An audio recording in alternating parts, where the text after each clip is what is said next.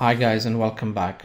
I know I've mentioned what a DDoS attack in one of my other lectures, but I'm just going to mention it really quick.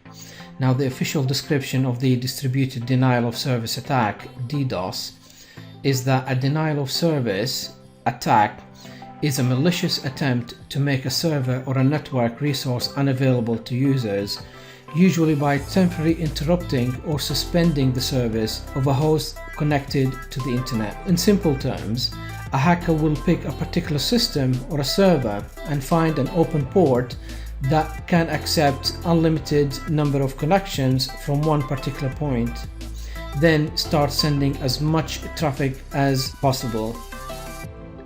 Now, a typical system that hackers use to conduct a DDoS attack, including web servers, DNS servers, and email servers.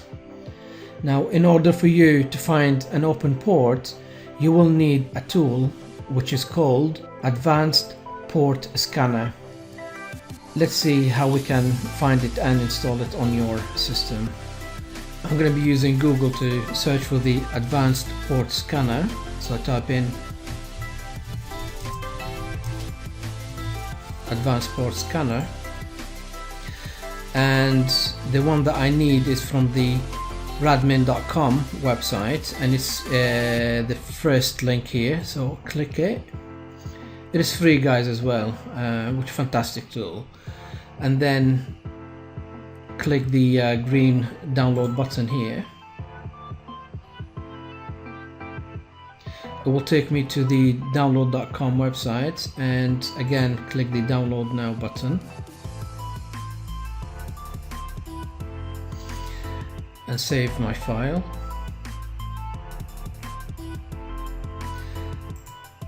And now I just need to run the installer really quick. I need to agree to the terms and conditions, click next, and I need to specify whereabouts I need to install it. So I'm just going to leave it as the default folder here and click the start button. And that's it. It's done it. So if I go to the start program, Advanced Port Scanner, and here we go.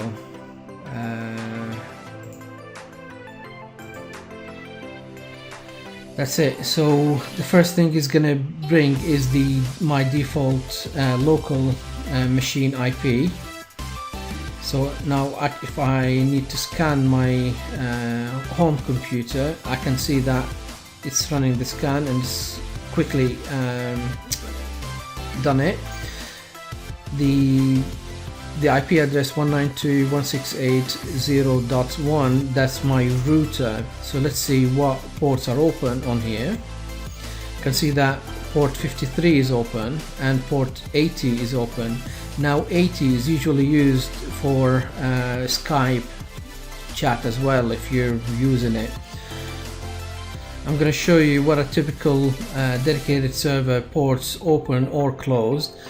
I'm going to be using one of my dedicated server IP addresses here, so I just need to select that particular IP. I don't want to use any ranges at all, so untick it and then scan, and it's going to bring in the open and the closed ports. Now the open ports, the typical ones, obviously the 21 for FTP, port 25 for SMTP, that's for emails, port 53 for domain, 1110 for POP3 emails, and port 80 for the www HTTP. Now everything else is just going to be closed. Port 0 to 20, 22 to 24, 26 to 52, and so on. So these are the typical ports that if somebody were to do a DDoS attack on my server, they're going to have to use one of these open ports. Now I made sure that a typical DDoS attack will not happen, because I will definitely reject from my firewall any attempts for DDoS attacks.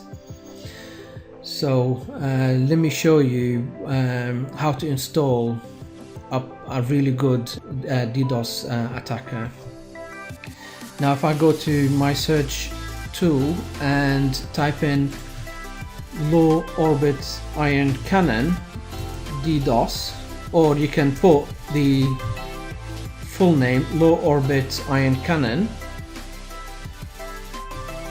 and type in the search bar, the first thing you're gonna see is the LOIC from SourceForge. So if I click that link and go in and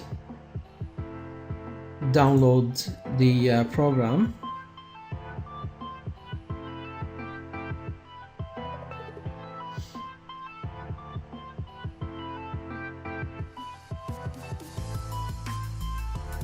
it's going to be saved on my machine,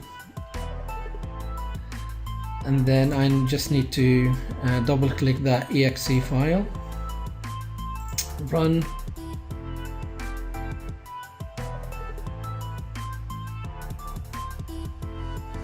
It's very easy, very simple to install, as well as a fantastic tool to use as well. There you go, we've successfully installed it. So let me show you how we can properly use this tool.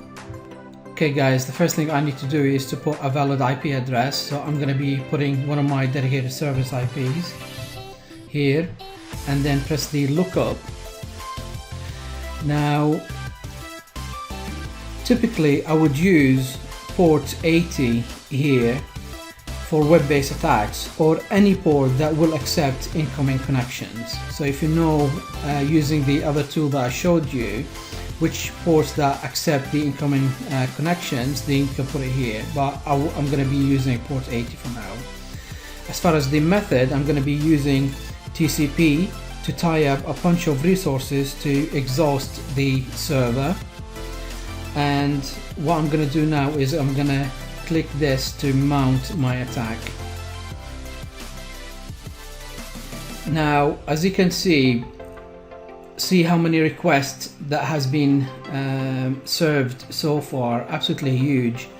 Now, I won't recommend to use this method just on one machine. You really need quite a few machines in order to properly exhaust the particular server, and this is how you typically use a DDoS attack to mount an attack on a server.